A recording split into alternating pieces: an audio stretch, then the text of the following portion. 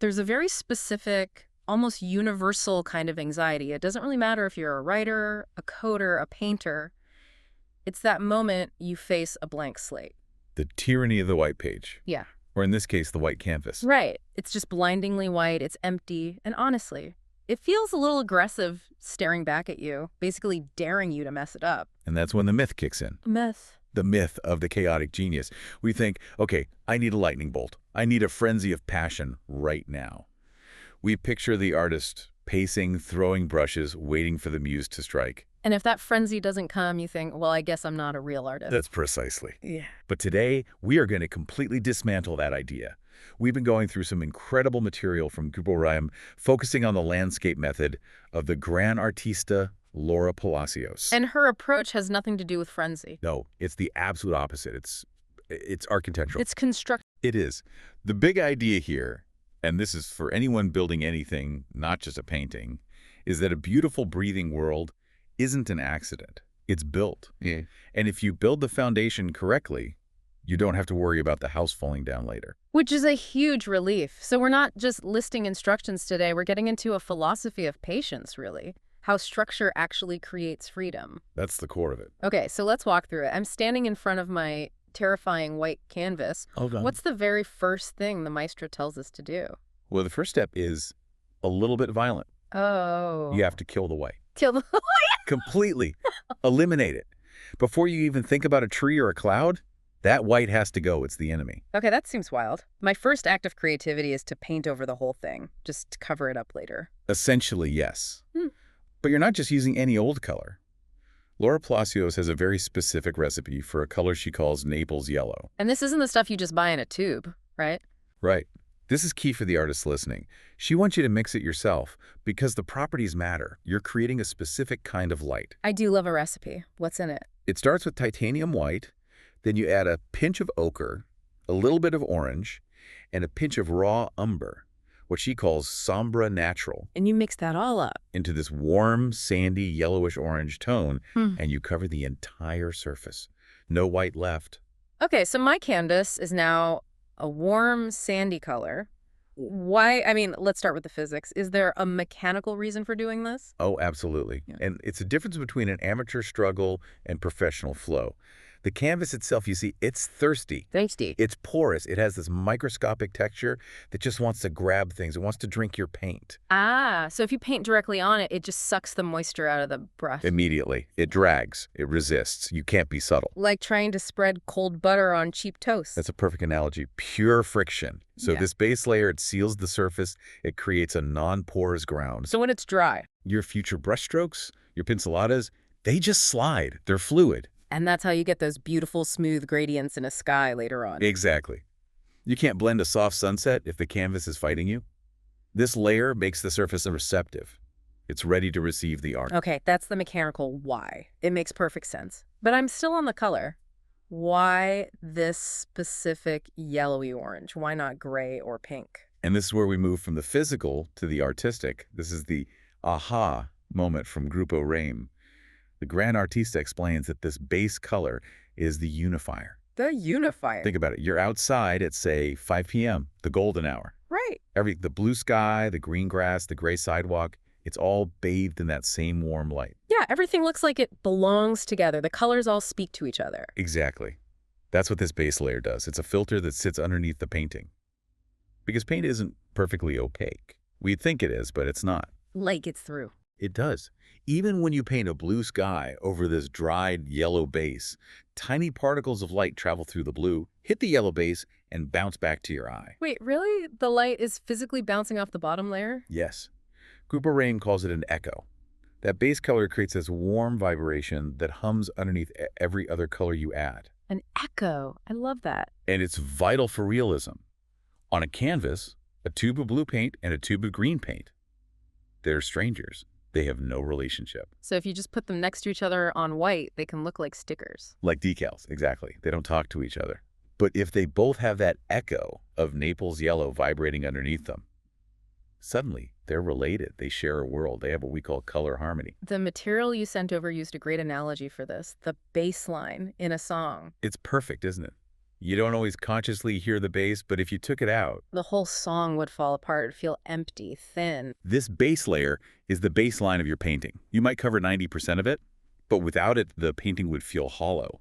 It creates the atmosphere, the temperature of the world. Now, there was an advanced tip from Laura Palacios about this that seemed totally backward to me.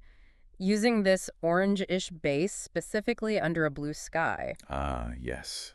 The complementary secret. They're opposites. Why would you do that? And that is exactly why it works. This is one of those secrets master colorists guard pretty closely. Okay, walk us through it. If you paint blue over a pure white canvas, it looks like blue paint. It's harsh, synthetic, like a cartoon. Right. But if you paint that same blue over small traces of this Naples yellow base, something magical happens in your eye. Because they're opposites, the orange actually neutralizes the blue just a tiny bit. It sort of tames it. It makes it vibrate. It makes the blue seem deeper, more atmospheric, and ironically, more real. It stops looking like a flat color and starts looking like actual air. It gives it volume. Wow. So using the opposite color underneath makes the top color look better. That's the difference between just coloring something in and truly painting.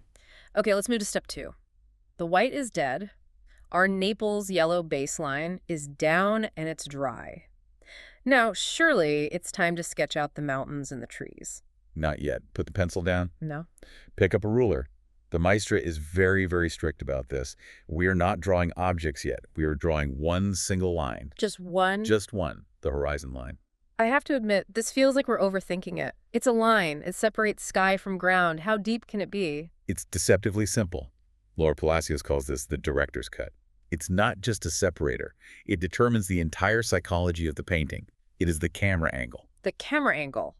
You mean it tells the viewer where they're standing? Precisely. And she's rigorous about the technique. Uh-huh. No eyeballing it. You take a ruler, you measure. It must be perfectly parallel to the frame. Yeah. Because where you place that line dictates how the viewer feels. Okay, give me an example. What if I put the line really low, near the bottom? A low horizon. So what are you left with? A whole lot of sky. 2/3 of your canvas, maybe more, is sky.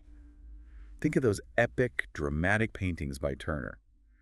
When the sky dominates, the feeling is immensity. You feel small. Tiny. The atmosphere is huge, overwhelming. It's almost spiritual.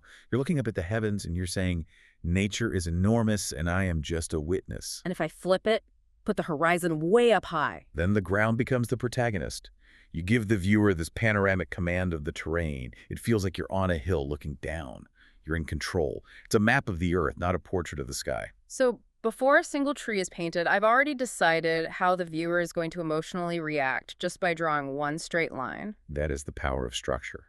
That one line defines the entire hierarchy of the world you're building. I love that. Okay, the line is drawn. Now I am really, really itching to get the green paint out. I want to paint some grass. And this is where Laura Palacios would gently but firmly stop you. I knew it. Always another step.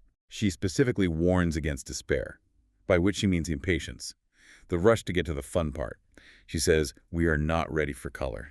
Not even close. Why not? The canvas is prepped. The horizon is set. What are we missing? Volume. We're missing the third dimension. If you start slathering on color now, you're just going to get a flat cartoon. We need to sculpt the world first. We need a map of light and shadow. And this is what Grupo Rem calls el planteo. A planteo, exactly. The setup, the layout, it's the structural drafting phase. And the rule is strict. It must be monochromatic. You take that raw umber, that somber natural, and that is the only tube of paint you're allowed to use. So we're basically painting in black and white, or I guess brown and yellow. That's it. You dilute the raw umber with some water or a medium. You make it transparent. And you look at your scene, and you ignore all the local colors. You don't care that the barn is red or the tree is green. You only care about one question. Where's the shadow? You are sculpting with shadow. You apply thin, transparent layers for soft shadows. You build up multiple layers for deep, dark areas. And you have to remember, The Naples yellow base? that's your light. Yeah. So where you don't paint, that's where the sun is hitting. By the time you finish El Planteo, you should have a fully three-dimensional sculpture on a two-dimensional plane. You know exactly what's forward, what's back, what's round, what's flat. The notes also mention something about texture here, about the brushes. Yes, and this is such a great subtle point. You're not just staining the canvas. Grupo Rem recommends using bristle brushes, pinchaletas de cerda. They're stiffer. So they leave marks. They leave scratch marks, a trail. You can use them, or even comb brushes, to suggest the texture of grass, the roughness of rock. Even at this monochrome stage, you're suggesting the material of the world. You're combing the grass in the right direction. So effectively, before I even think about opening a tube of blue or green paint, I have a complete painting. It just happens to be sepia-toned. Yes. And think about the confidence that gives you. If the painting looks good now, if the composition works, if the lighting is dramatic, you know it's going to work with color. You've de-risked the whole process. Completely. You've separated the battles, you fought the war of structure and volume first, and you won. The war of color comes later, and it's much easier to win. That's so smart. It reminds me of how old Disney animators worked. They'd do the pencil tests first to make sure the movement worked before they spent all the money on inking and painting. It's the exact same logic.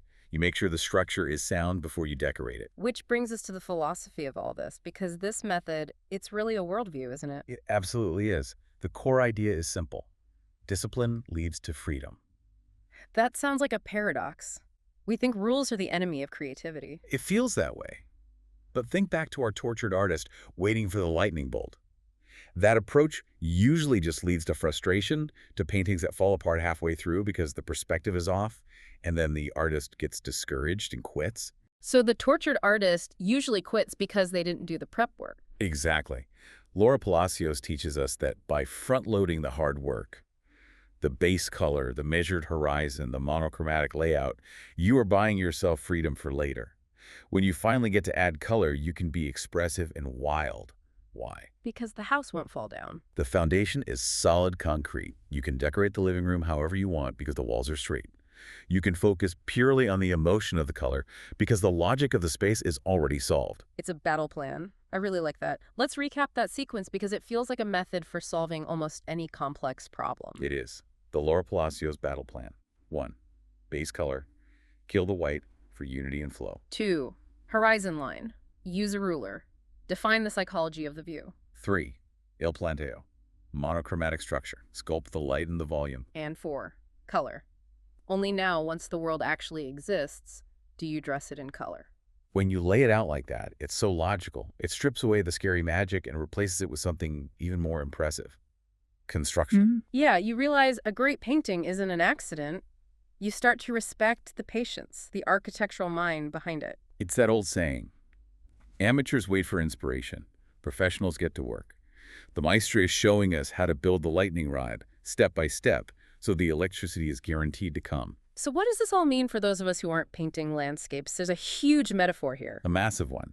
In any project, we all want to jump straight to the green and blue paint. The fun stuff. The flashy parts that people will see and applaud. We want to ship the product or write the witty dialogue or launch the website, but we skip the Naples yellow.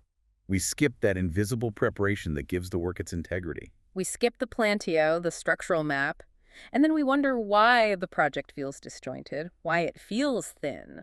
Like a song without a bass line, the most important layers in a great work are often the ones nobody sees. The ruler line, the orange underpainting. But those invisible layers are what make the final work resonate. They make it glow. That's a powerful thought. For everyone listening, take a second and think. What's the Naples yellow base layer in your current work? What's that invisible preparation you've been skipping because it feels like extra work? And maybe, if you take the time to kill that white canvas first, you'll find the rest of the work just slides into place effortlessly. Discipline leads to freedom. A huge thank you to Grupo Rame and the Gran Artista Laura Palacios for these insights. It's been a real pleasure breaking this down. A pleasure, as always. We'll catch you on the next deep dive.